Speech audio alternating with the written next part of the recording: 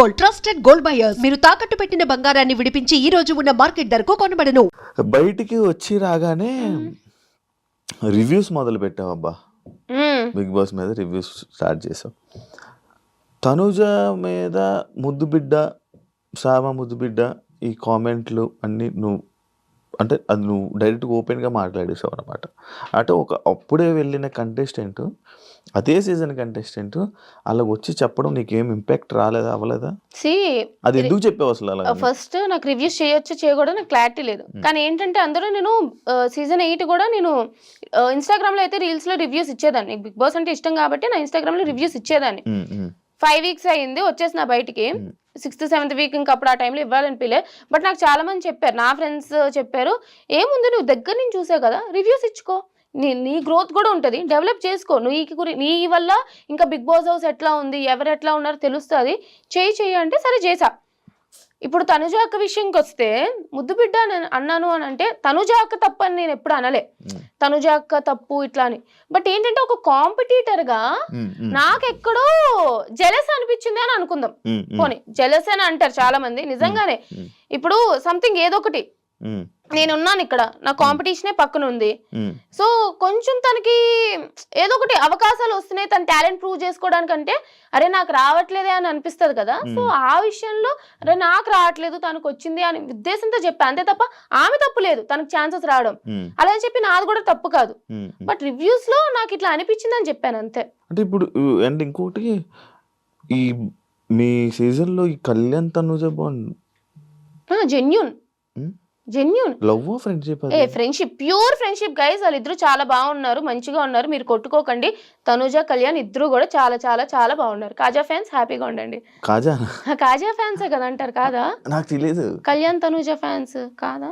కళ్యాణ్ తనుజ కాజానా అనుకుంటా, నాకు తెలియదు, నేను అదే అనుకుంటా. నువ్వు క్రియేట్ చేసావే? కాదు ఫ్యాన్స్ పేరే ఫ్యాన్ పేజ్ అని విన్నాను నేను, తెలియదు. Okay okay okay, I guess so. ఎలా ఉంది నీకు ఈ ఫ్యాన్ వార్స్ ఇవన్నీ? బయట చూసాను కదా నేను, బిగ్ బాస్ 8, బిగ్ బాస్ 7 మీ మీద జరుగుతున్నప్పుడు చేసుకొని నేను వదిలేస్తాను. నేను కమెంట్స్ గురించి ఎక్కువ పట్టించుకోను అబ్బా.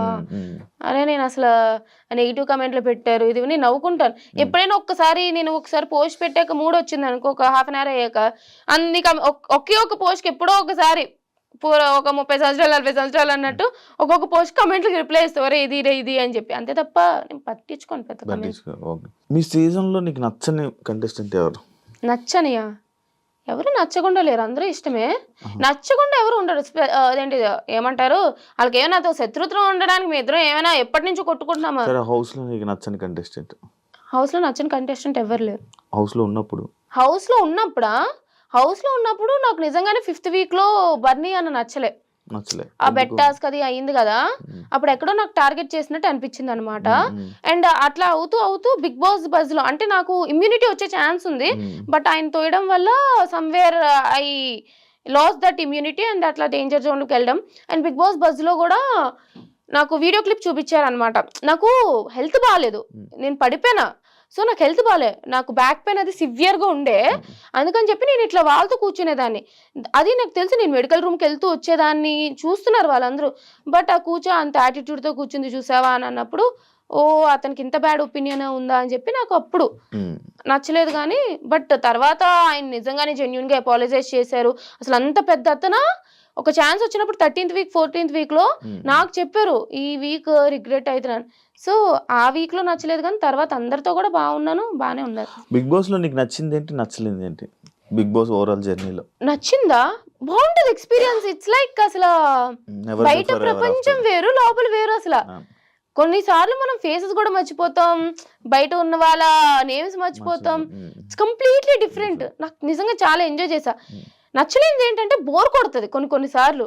ఇప్పుడు టాస్క్లు చేసేటప్పుడు ఆ బ్లైండ్స్ కి వచ్చేసి పడుకోకూడదు, బయట వాళ్ళ గురించి మాట్లాడకూడదు, పోనీ ఇంట్రెస్టింగ్ ఏదైనా కొంచెం మాట్లాడదామంటే అన్ని కూడా మాట్లాడకూడదు, పోనీ ఏమైనా కొంచెం స్పైసీగా మాట్లాడదామంటే కెమెరాలు ఉంటాయి, ఏం మాట్లాడతాం. హౌస్ లో వాళ్ళ గురించి మాట్లాడితే మళ్ళీ అది ఒక పెద్ద కాంట్రవర్సీ టాపిక్ అవుతుంది. సో బోర్ కొట్టేది, నిద్రపోకూడదు, చాలా ఒక 2-3 గంటలు లోపలే కూర్చునే వాళ్ళం కదా, అది నచ్చేది కాదు. ఏం నేర్చుకున్నావు హౌస్ వల్ల, బిగ్ బాస్ వల్ల, ఈ జర్నీ వల్ల, ఈ అగ్ని పరీక్ష నుంచి నీ టోటల్ ఈ ఇండస్ట్రీ జర్నీలో ఏం నేర్చుకున్నావు, ఏం తెలుసుకుంటున్నావు? ఏం తెలుసుకోవడం అంటే ఆడియన్స్ ఒపీనియన్ ఎప్పుడు వేరేగా ఉంటది మన మీద. అది నేను ఎప్పుడు తెలుసుకున్నా. బిగ్ బాస్ హౌస్ ఏంటంటే మనం ఆడియన్స్ ని మెప్పించాలి, అప్పుడే మనం విన్నర్ అవ్వగలం. బట్ నేనేంటంటే నాకు నచ్చినట్టే నేనున్నా ఎంతకైనా సరే, అది నాకు ఇప్పటికీ ఓకే. బట్ స్టిల్ సమ్వేర్ ఏంటంటే కొన్ని సార్లు మనం బ్యాక్ స్టెప్ వేయడం కూడా మంచిదే, అన్నిట్లో వెళ్ళిపోవాల్సిన లేదు. నీ వాయిస్ ఎక్కడ రేస్ చేస్తే అక్కడ మంచిది, ప్రతి దాంట్లో నీకు అక్కలేని వాటిలో వెళ్ళిపోకూడదు అన్న ఇది నేర్చుకున్నా. లైఫ్ లో లెసన్ అది.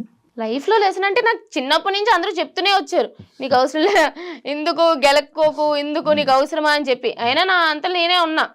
బట్ ఏంటంటే వాళ్ళకి అక్కర్లేనప్పుడు నువ్వు అంత ఇంపార్టెన్స్ ఇవ్వక్కర్లేదు, నువ్వు వాళ్ళ గురించి మాట్లాడాల్సిన అవసరం లేదు, ప్రతిదీ నీకే అన్నట్టు. ఇన్స్టెంట్ బాగా డెవలప్ చేసుకోవడానికి ట్రై చేస్తున్నావు కదా, వీడియోస్ పెడుతున్నాను కానీ మళ్ళీ ఆపేసాను. ఎందుకు? ఏమో గ్యాప్ వచ్చింది. గ్యాప్ వచ్చింది నిజంగానే, ఏంటో బిజీగా ఉన్నా, ఏంటో గ్యాప్ వచ్చింది. డెవలప్ చేసుకోవాలి. కన్ఫ్యూజన్ లో ఉన్నావా? ఏం కన్ఫ్యూజన్ లో ఉన్నావు? ఏం చేయాలో అర్థం కావట్లేదు. First dilemma, like it's like okay బాగుంది, ఇండస్ట్రీ బాగుంది, బట్ ఇండస్ట్రీలో ఫ్యూచర్ ఉంటుందో లేదో మనకు తెలియదు. సాఫ్ట్వేర్ ఫీల్డ్ వెళ్ళాలి, 6 months గ్యాప్ వచ్చింది, రెజ్యూమేలో 6 months గ్యాప్ అని ఉంటుంది. సో ఇప్పుడు కొంచెం మళ్ళీ నేను స్కిల్స్ డెవలప్ చేసుకోవాలి, అదొక దానికి టైం స్పెండ్ చేయాలి. ఇటు అటు ఒక పక్క ఇన్స్టాగ్రామ్ డెవలప్ చేసుకోవాలి, ప్రమోషన్స్ కావాలన్నా బ్రాండెడ్ కంటెంట్ కావాలన్నా ఇన్స్టాగ్రామ్ డెవలప్ చేసుకోవాలి, దానికి టైం స్పెండ్ చేయాలి. సో ఇట్స్ లైక్ ఏంటి అసలు ఏం చెయ్యాలి అనేది కొంచెం కన్ఫ్యూజన్ లో ఉన్నా. సినిమాలో ఏమైనా ఇంట్రెస్ట్ ఉందా? యాక్టింగ్? సినిమా అంటే నేను ఎప్పుడూ సినీ ఇండస్ట్రీ అనుకోలేదు, కానీ మంచి రోల్ వస్తే వెళ్తా. బట్ నేను చేయాలని ఉందా ఇండస్ట్రీ? ఓకే అంటే ఫస్ట్ నాకు ఇది కూడా ఇష్టం లేదు, బట్ ఇప్పుడు నచ్చుతుంది కదా.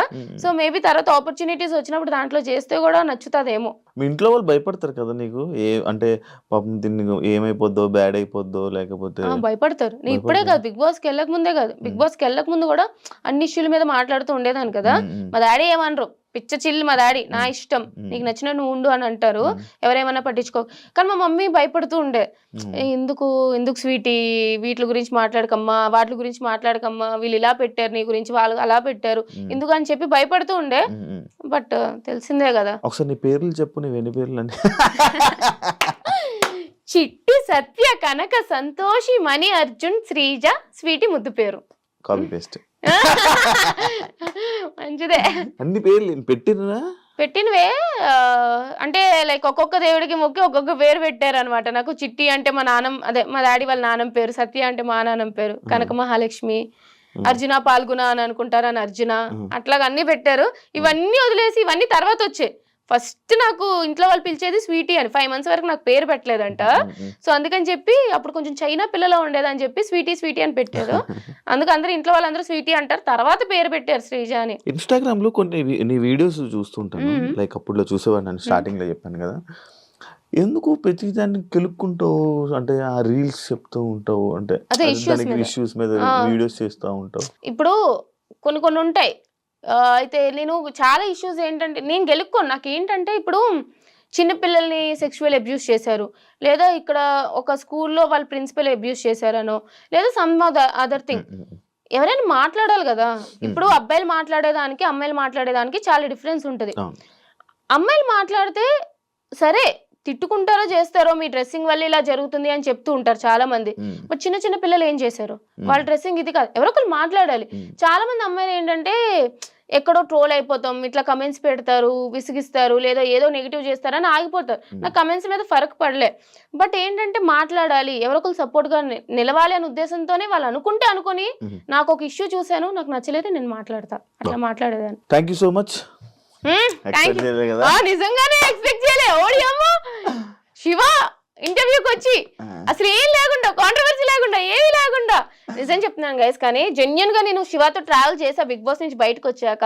మంచోడు, మీకు స్క్రీన్ లో కనిపించేలాక నిజంగా చాలా మంచోడు. Thank you so much. Wish you all the best. Thank you so much. నీ జర్నీ ఇంకా చాలా మంచిగా వెళ్ళాలి. అంటే చూస్తున్నాను, అంటే నేను అందులో చూసింది అది కాదు, కానీ బయట నేను అనుకునేవాడిని, నేను కలిసే కనిపించింది, అరే ఎందుకు శ్రీజ నువ్వు ఎంత మంచిగా ఉన్నావు కదా, హౌస్లో ఎందుకు ఇలా లేవు అని అనిపించి నాకు జెన్యున్ ఫీలింగ్ వచ్చింది. బట్ అది కూడా చూపించు జనాలకు, ఒక రోజు ఏదో ఒక రోజు చూపించి జనాలకు తెలిసేలా రోజు వస్తుంది అని కోరుకుంటున్నా. ఓన్లీ ఇన్సైడ్ పీపుల్, నాకు ట్రావెల్ చేసే వాళ్ళకే తెలుస్తుంది నేను ఎట్లాంటి దాన్ని. బయట ఏంటంటే అరుస్తున్నా అన్నట్టు అనిపిస్తుంది. బట్ ఓకే, నువ్వు అనుకున్నది జరగాలని, హ్యాపీగా ఉండాలని, చాలా ఇంపార్టెంట్. నువ్వు అనుకున్న ప్రతి ఒక్కటి సక్సెస్ అవ్వాలని wish you all the best and thank you congratulations. So much. Thank you so much.